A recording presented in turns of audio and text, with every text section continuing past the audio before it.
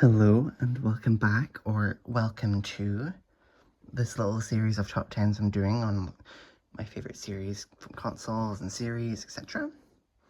Today we're going to do the N64. Definitely, I feel like it has like lesser amount of big game. Well, not really, because I've got quite a lot on my list here.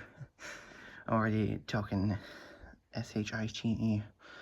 Anyway, so I'm just gonna get right into it instead of talking nonsense. So I'm gonna probably start off with Banjo-Tooie. It's in terms of scope, they really outdid themselves, but they actually probably, I agree with most people, they did probably do a bit too much, like to the point where playing it, sometimes you play games and big games with big areas and you start off feeling a bit overwhelmed, but the more you play, the more you kind of get into it and get more addicted. I never really got there like that with Banjo-Tooie. However, I do just love a lot of what they did with the level designs and how the worlds interact with each other. And also, the addition of all the bosses was cool. It's definitely worth a play if you like the first Banjo-Kazooie.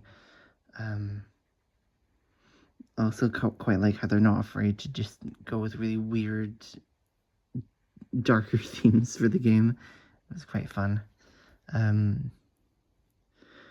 Final boss, of course, like the first one was like kind of impossible. It felt like, but yeah, it was fun. It's really still really solid, but also just like really kind of hard to get into.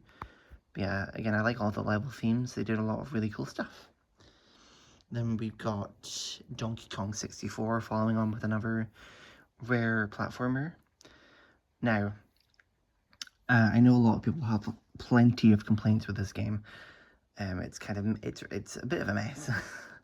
But once you get past all like the character switching and the insane amount of collectibles, it is actually a really fun 3D platform, and I do love those types of 3D platformers. Definitely not the best that the system had to offer, but it was still really fun. Again, level themes were cool. Exploring all the worlds was just nice, and I did quite get into it after a while. Yeah. Also, all the King K. Rool stuff, yeah. And then we've got Mario Party Free. I know a lot of people think that the second game is actually one of the best in the series, but I actually think not only is it not, that Mario Party Free kind of blows out the water. It really is, first of all, the story mode, probably my favorite story mode in the series. It's just really, I feel like it's the most they've done in terms of, I was going to say epicness. I don't really know about that, but they certainly did a lot with the way the story mode went along, and also just love the music in the game. I think maybe the boards, the two kind of has the higher ground with the boards, but I feel like a lot of the boards were kind of remade anyway, so in later games like Superstars and Jamboree, but I also feel like it kind of just like, cause I felt like a lot of the first two Mario Parties were so repetitive. This game had the most replayability, I think, honestly. And I love all the music and the fights were cool. Yeah. And then we've got Kirby 64 and the Crystal Shards.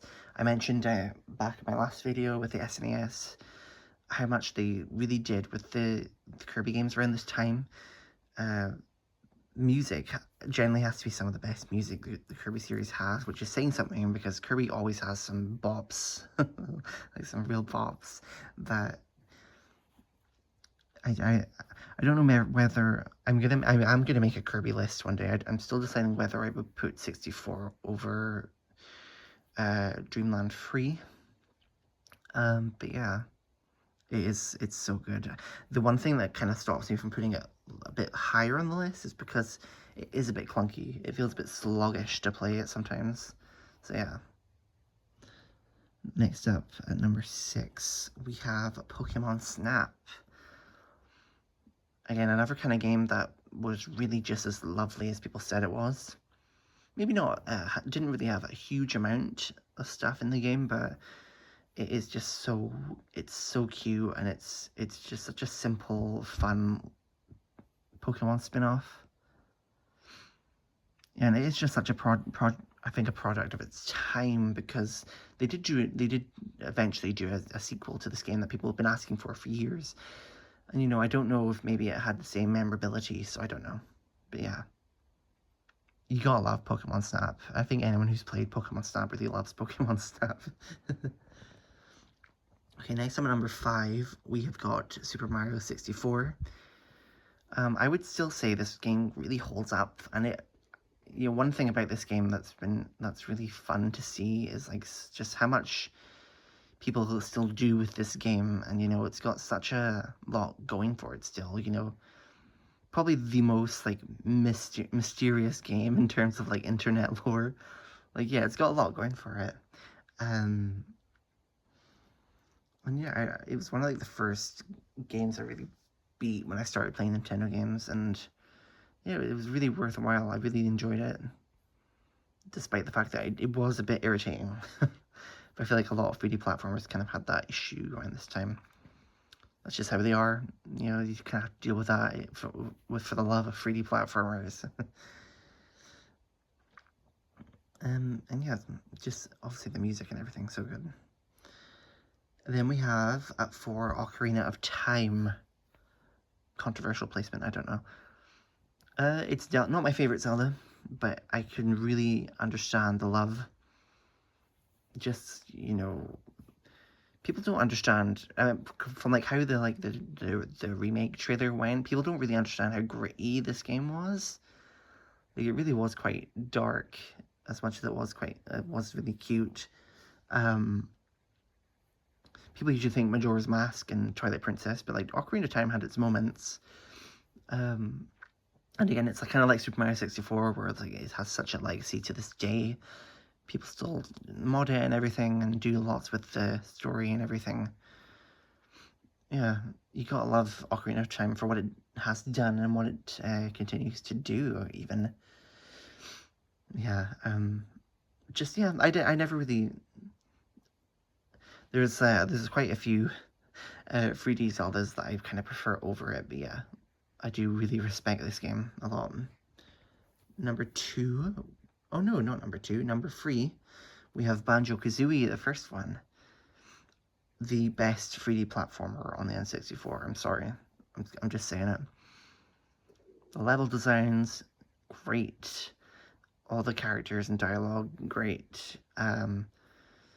The overall gameplay, I still think is really fun. I mean, yeah, again, it has its annoying moments, but that's just the nature of 3D platformers from this time, and just in general.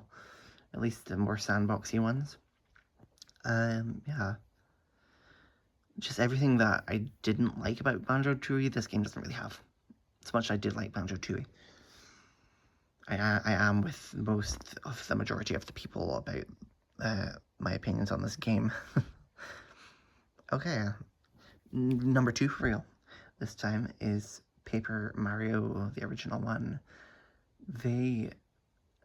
I've always said about this game, it has like the feeling of nostalgia baked into it, because I played this game halfway through my teens, and just playing it at nights in summertime, I already felt like I'd had this nostalgia for this game, and I still do when I think about it. Everything about this game, there's just some special feeling, like this magic mixed into this game. And just for what the game is, it's just probably the best telling of like a regular run-of-the-mill Mario story there's ever been. Like, I do prefer the stories in Thousand Year Door, Super Paper Mario, but just in terms of like a regular old Mario story, this game does it best. And yeah, gameplay, really good. It's just a really solid RPG. Okay, so for some honorable mentions, I played Dr. Mario 64 recently. I should have put it as a Amiibo, right, but I'll do it another time. Um, I did enjoyed it. It's cool how they did a story mode for it. Music's cute and stuff. Yeah, it's a fun game. Um, Also, Sin and Punishment probably just wouldn't. I was debating whether to even put it in the honorable mentions because as a cool game as it is, and you know maybe a remake would be really cool one day. Playing it was just harmful. Like people say, like Kadika's Uprising has like makes your hands sore when you play, but oh my god, my hands were aching after playing Sin and Punishment. I'll just give a quick shout out to Wave Race 64 just solely because the music's so good.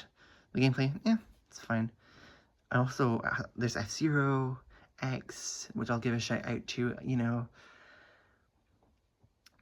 It's kind of just like the same on the SNES. You know, I played a bit of it. It's quite fun. Just not really for me as cool as it is. The music, yeah, all that's really good. Another quick shout out to Mario Kart 64. I feel like I do Mario Kart dirty in a lot of these lists because I never really put them on the list at all. It's much.